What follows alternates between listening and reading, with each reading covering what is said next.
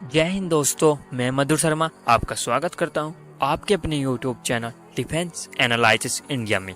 आज हम बात करेंगे भारत द्वारा इंडिजीनियस तरीके से बनाए गए BMD सिस्टम यानी कि बैलिस्टिक मिसाइल डिफेंस सिस्टम के बारे में। हम आपको इसकी पूर्णतः एनालिसिस करेंगे और इसका हर एक पॉइंट आपके सामने रखेंगे कि भारत को इसकी कितनी ज़रूरत थी और किस लिए इसको बनाया गया है। हर एक जानकारी हम आपको इस वीडियो में देंगे, तो इस वीडियो के अंत तक बने रहिएगा।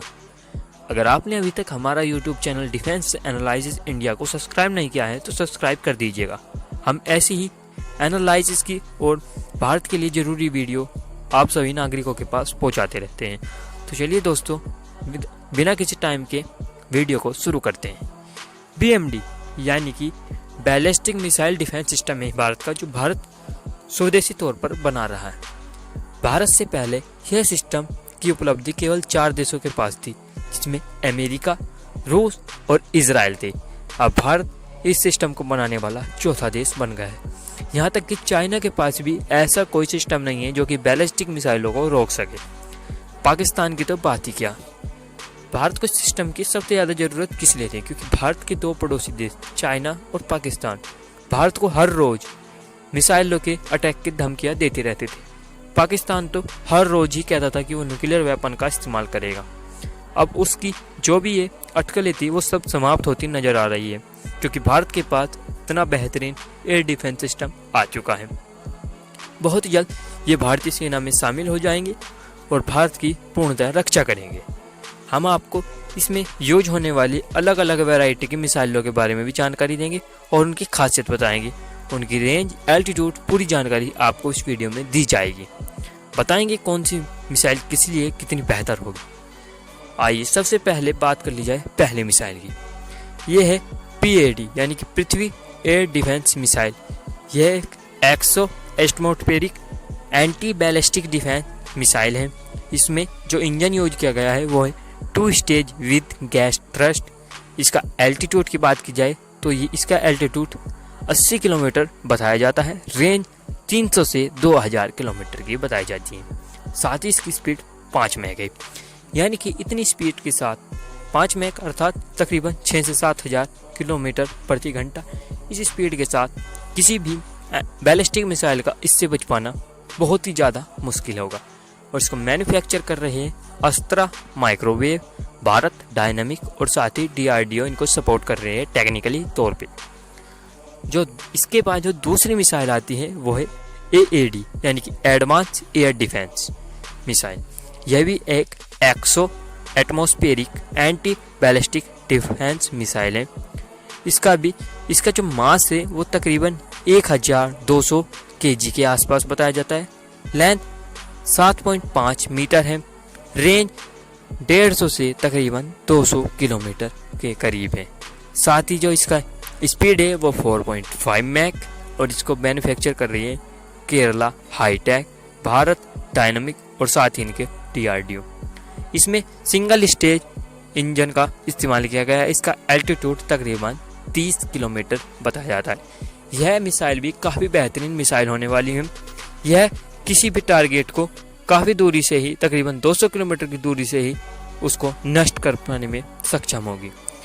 यह जो भारत का एयर डिफेंस सिस्टम है वो रूस के S-400 के बराबर है, यानी कि अगर इसको बैलिस्टिक मिसाइल की कैपेबिलिटी में देखा जाए तो ये S-400 से काफ़ी बेहतर होगा, क्योंकि ये 300 से 2000 किलोमीटर की इंटरसेप्टिंग मिसाइल को भी धारण करता है। बात कर ली जाए इसमें यूज होने वाली अगली मिसाइलों के बारे में। एक है इसमें PDV पृथ्वी डिफेंस मिसाइल। यह भी 100 एटमॉस्फेरिक की मिसाइल है। इसमें जो इंजन यूज होता है वो 2 स्टेज रॉकेट मोटर्स है। साथ ही इसका एल्टीट्यूड 150 किलोमीटर बताया जाता है। इसकी रेंज भी तकरीबन 150 से 200 किलोमीटर बताई जाती है और इसको मैन्युफैक्चर कर रही है केरला हाईटेक और साथ ही भारत डायनामिक, और इनका टेक्नोलॉजिकली सपोर्ट दे रहा है DRDO। इसका ही एक अपग्रेडेड वेरिएंट यानी कि PDV Mark II पे भी काम किया जा रहा है। यह भी बहुत जल्द इस एयर डिफेंस सिस्टम में शामिल हो जाएगा। इसकी काबिलियतों के बारे में बताएं तो यह भी एक 100 एटमॉस्फेरिक मिसाइल है। इंजन की बात की जाए तो इसमें भी 2 स्टेज रॉकेट मोटर का इस्तेमाल किया गया है, जो कि PDV में किया गया है। मार्क 1 में वही इंजन इसमें भी यूज किया जाएगा। रेंज की बात की जाए तो इसकी रेंज काफ़ी हद तक बढ़ाई गई है।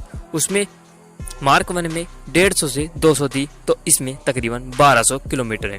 अगर बात की जाए इसमें सबसे बड़ी काबिलियत की बारी, तो PDV मार्क 2 की सबसे बड़ी काबिलियत होगी इसकी एक्यूरेसी।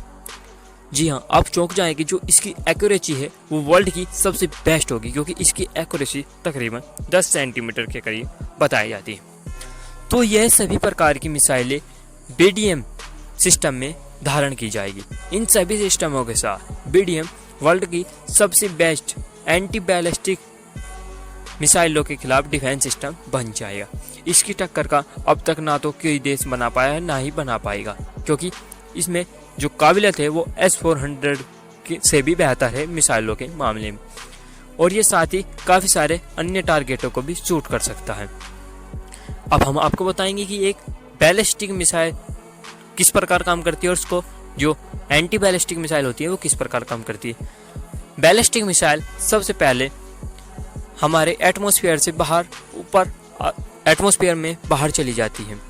वहाँ से वो पूरी गति के साथ जहाँ पर उसको टारगेट किया गया है वहाँ पर आसमान से पूरी गति से नीचे की ओर गिरती है।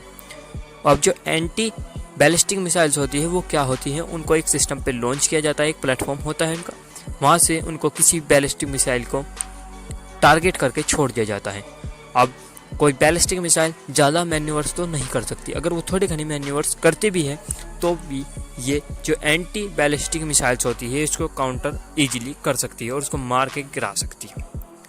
तो इस प्रकार तो ये आसानी से ही किसी भी बैलिस्टिक मिसाइल को गिरा देगी, क्योंकि इसमें 2000 किलोमीटर वाली भी मिसाइल है और तकरीबन एक मिसाइल इसमें 1200 किलोमीटर की भी आ रही है, जिसकी एक्यूरेसी 10 सेंटीमीटर के करीब बताई जाती है। और इस एक्यूरेसी के साथ यह एयर डिफेंस सिस्टम एक हिसाब से आप कह सकते हो किसी भी बैलिस्टिक मिसाइल्स के लिए काल बन जाएगा, क्योंकि इतनी एक्यूरेसी काफ़ी होती है, क्योंकि आज तक कोई भी एयर डिफेंस की इतनी बेहतर एक्यूरेसी नहीं पाई गई है, चाहे वो किसी भी देश का क्यों ना एयर डिफेंस सिस्टम हो।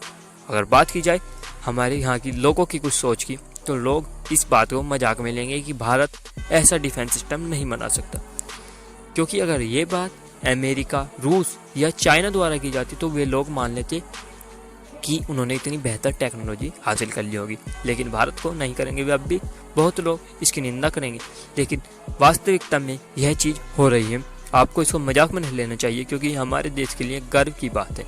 हमको इस चीज़ को गर्व के साथ सुनना चाहिए और अपने द्वारा जो हमारे साइंटिस्ट है उनका पूर्णतः समर्थन करना चाहिए, क्योंकि हमारे जो साइंटिस्ट है वो हमारे देश के लिए जी जान से लगे पड़े हैं। HAL DRDO भी हमारे देश के लिए बहुत कार्य कर रहे हैं, क्योंकि हमारी जो पहली सरकारें थी उन्होंने इनको ज़्यादा छूट या फंडिंग वगैरह नहीं की थी, लेकिन अब की जो वर्तमान सरकार है वो इन चीज़ों पर बहुत ध्यान दे रही है और आज के जो कार्य हैं वो काफ़ी और तक किए भी जा रहे हैं। तो मैं दोस्तों आपसे बस इतना ही कहना चाहता हूँ कि हमारे जो सरकारें या हमारे HAL DRDO के साइंटिस्ट जो भी कार्य कर रहे हैं आपको इसकी प्रशंसा करनी चाहिए, क्योंकि इससे उनका भी आत्मविश्वास थोड़ा गिरता है कि उनके देश के लोग ही उनका सपोर्ट नहीं कर रहे। पाकिस्तान और चाइना के जो लोग हैं वो उनको पूर्णतः सपोर्ट करते हैं। उन्होंने JF-17 जैसी बकवास चीज़ बनाई, लेकिन उनके लोग उनको भी एक 7th जनरेशन का फाइटर जेट के कंपेरेबल मानते हैं। तो हमको भी ऐसा ही करना चाहिए। अगर हमारा तेजस 4th जनरेशन का है तो हमको उसको 8th जनरेशन की तरह ट्रीट करना चाहिए। इससे हमारे साइंटिस्टों को आत्मविश्वास मिलता है। तो चलिए दोस्तों इसी के साथ वीडियो को समाप्त करते हैं, लेकिन हमारा चैनल जरूर सब्सक्राइब कर लीजिएगा। चलिए दोस्तों, जय हिंद, जय भारत।